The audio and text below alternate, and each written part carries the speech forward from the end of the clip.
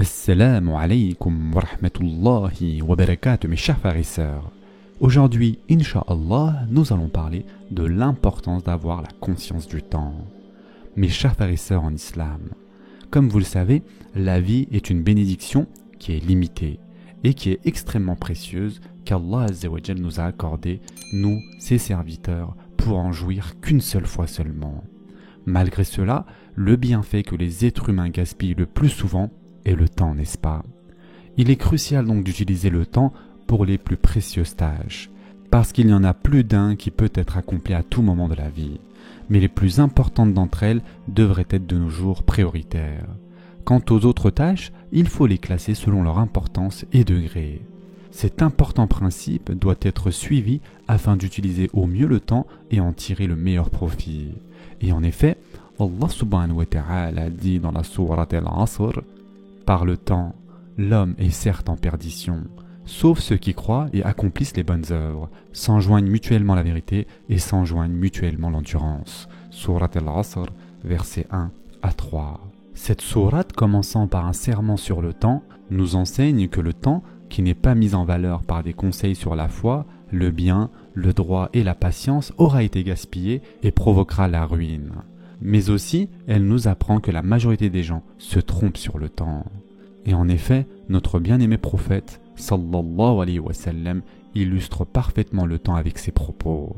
Si une personne rampe de sa naissance jusqu'à sa mort la face sur terre, c'est-à-dire si elle se précipite vers l'adoration, l'obéissance et les services, en endurant toutes sortes d'épreuves, avec le seul but d'obtenir le consentement d'Allah, cette personne verra le jour du jugement que ce qu'il aura fait est insuffisant, car en effet, il voudra en avoir fait plus. Et ce hadith a été rapporté dans le Musnad de l'imam Ahmed. Cependant, lorsqu'au jour dernier, il verra la vérité avec certitude et verra les récompenses et les bénédictions divines accordées aux actes d'adoration obligatoires et surérogatoires, il réalisera que tout le bien qu'il aura accompli est insignifiant. Il regrettera de ne pas en avoir fait plus. En effet, le messager d'Allah, sallallahu alayhi wa sallam, décrit ainsi le regret brûlant au jour du jugement.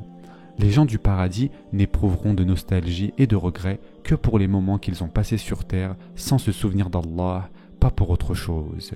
Et ce hadith a été rapporté par Al-Haythami. En islam, mes chers frères et sœurs, il n'y a pas de notion de temps libre ou de temps à perdre. Il est possible qu'une personne, après avoir travaillé, se repose en s'occupant à quelque chose d'autre.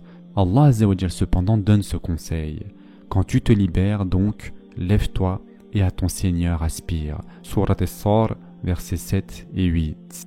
En d'autres termes, quand on finit d'accomplir un acte d'adoration, il faut tout de suite courir vers l'accomplissement d'un autre, parce que la vie mondaine n'est rien d'autre qu'un court instant qui nous est accordé pour atteindre la félicité céleste et la satisfaction divine. La vie mondaine ne dure qu'une seule heure, consacre-la immédiatement à l'obéissance divine.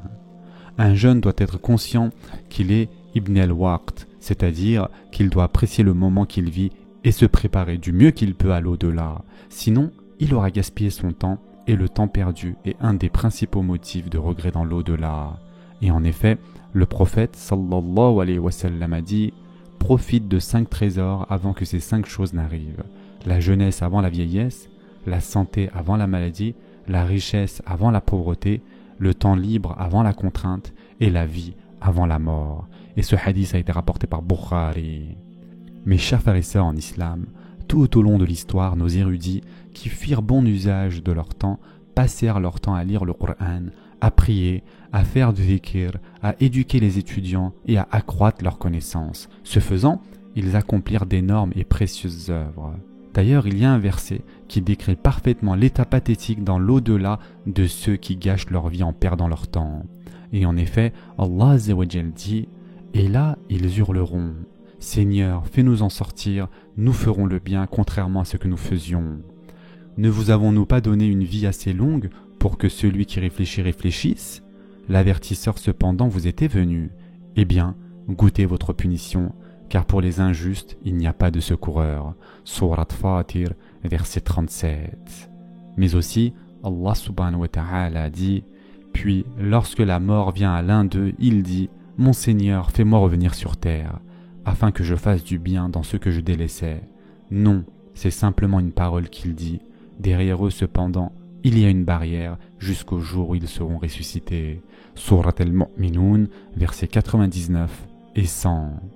Et d'ailleurs, un jour, l'envoyé d'Allah, sallallahu alayhi wa sallam, a dit « Personne ne mourra sans avoir du regret. » Ses compagnons, radiallahu anhum, demandèrent « Quel sera ce regret, ô messager d'Allah ?»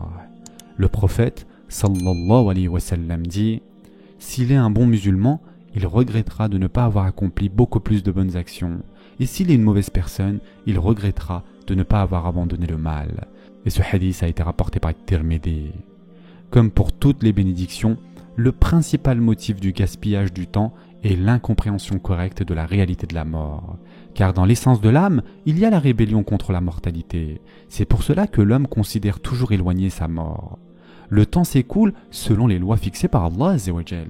Il est plus ou moins possible dans cette vie d'acheter ou de faire revenir ce qu'on a perdu en biens matériels. Mais une chose est certaine, on ne pourra jamais faire revenir le temps passé. Il faut profiter pour cela de chaque instant, parce que le temps ne s'arrête pas et n'attend personne. Le passé ne reviendra plus jamais, l'avenir est plein de secrets et d'inconnus, le plus précieux cadeau fait à une personne est l'instant présent qu'elle vit. La plus sage chose à faire est donc de profiter de cette aubaine d'une façon qui plaise à Allah Azza wa Jal tant qu'on le peut.